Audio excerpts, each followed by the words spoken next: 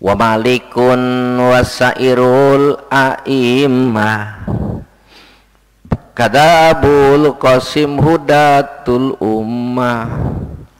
Wa malikun, dan itu Imam Malik, wasairul ummah, dan imam-imam yang lain termasuk Abul Qasim Junaidi al-Baghdadi, eta teh hudatul ummah. Mereka itu adalah orang-orang yang menunjukkan kepada umat. Nah, di sini musonib akan menguraikan peran ulama.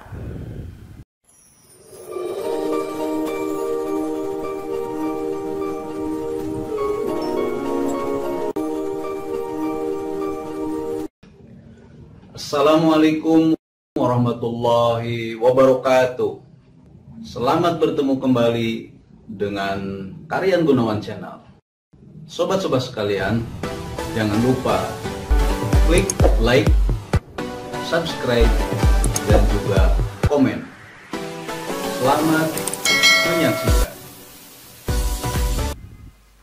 Pertama, ulama fikih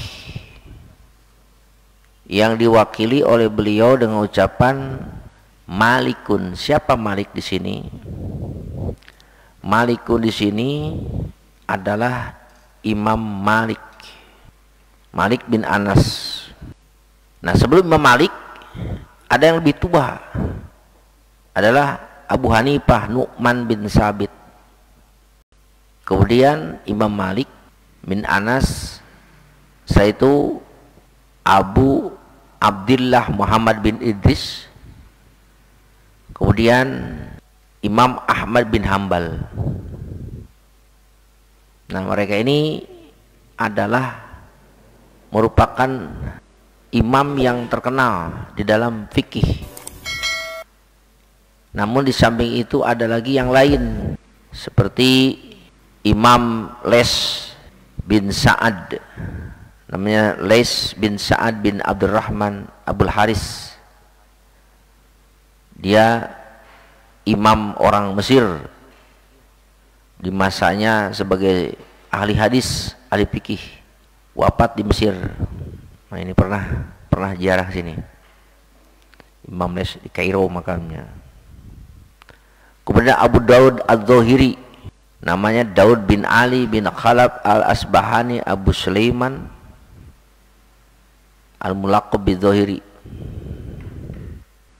Abu Daud Az-Zahiri ini mendapatkan julukan Jabalan fil ilmi, gunung dari ilmu.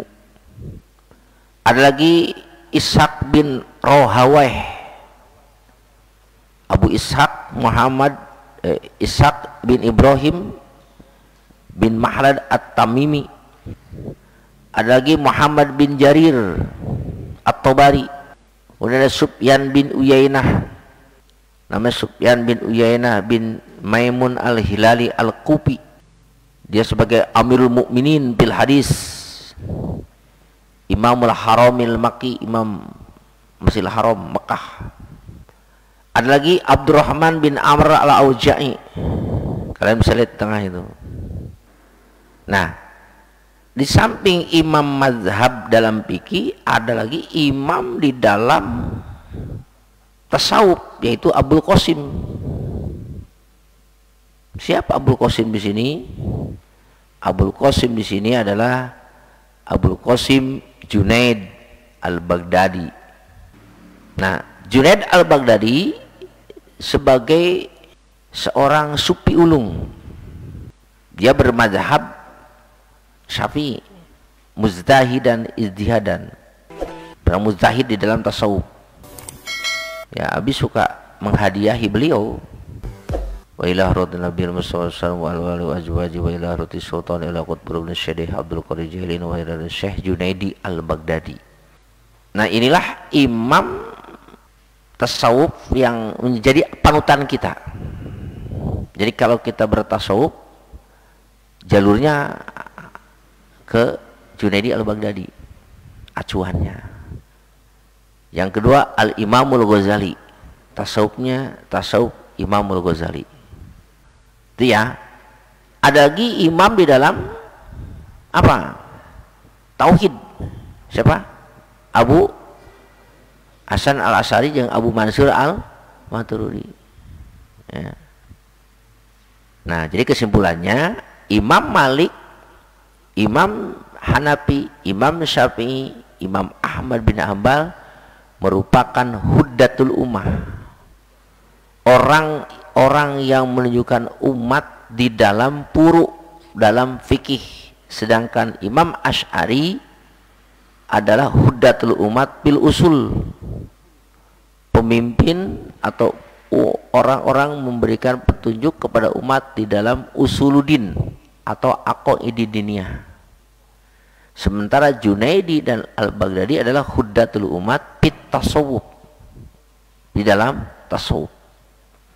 Nah, kita selaku orang yang ngaku ahlus sunnah wal jamaah jangan keluar dari situ. Fikih tidak boleh keluar dari madhab yang 4, ya, Maliki, Hanafi, Syafi'i, Hambali. Bertasawuf tidak keluar dari Junaidi, Al-Baghdadi dan Ghazali. Dalam akidah diniyah tidak keluar dari akidah yang ya diletakkan dasarnya oleh Abu Mansur, Imam Abu Hasan al-Asy'ari dan Abu Mansur al-Maturidi. Itu. Nah, oleh karena itu kata beliau, "Fawajibun taqlidu habrin minhum."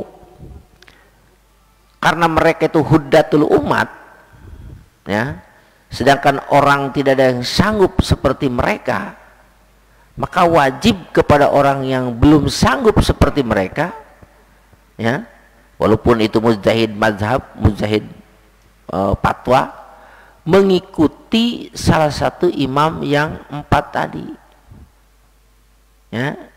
Wajib taklidu habrin minhum, tuh, wajib mengikuti orang yang cerdik pandai dari mazhab yang 4 tadi.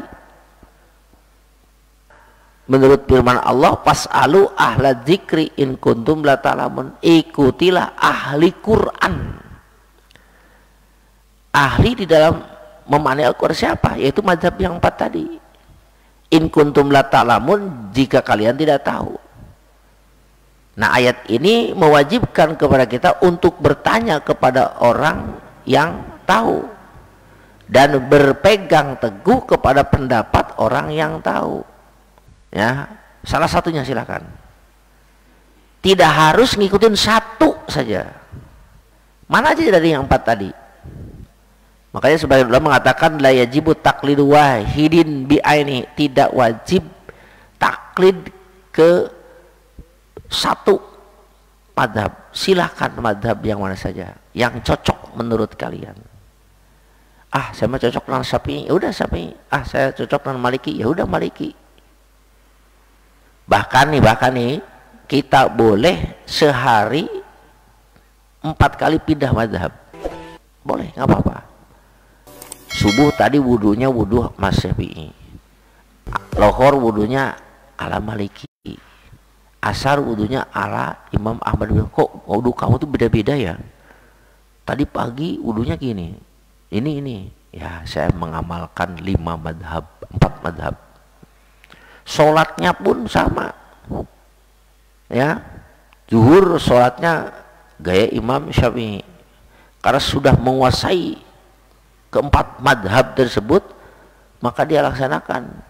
Boleh, nggak terlarang, silakan.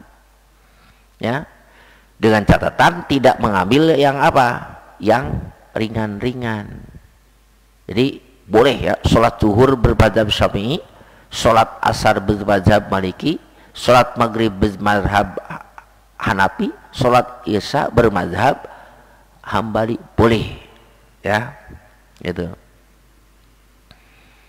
Ya, karena mereka itu merupakan orang-orang huddatul umat.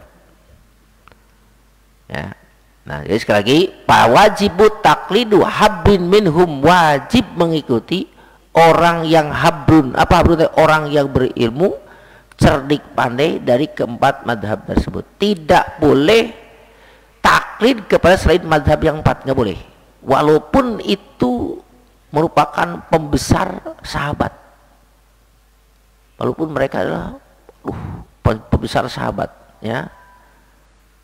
Kenapa tidak boleh mengikuti selain daripada yang 4? Bahkan sahabat, ya, madhab sahabat pun tidak wajib diikuti. Sebab alasannya madhab yang 4 tadi disebut mudawan. Artinya mudawan teh terkumpul secara struktural, ya, secara sistematis oleh para pengikutnya. Jadi kitab-kitabnya ada. Beda dengan madhab-madhab yang lain, karangannya mana, ya, nggak ada.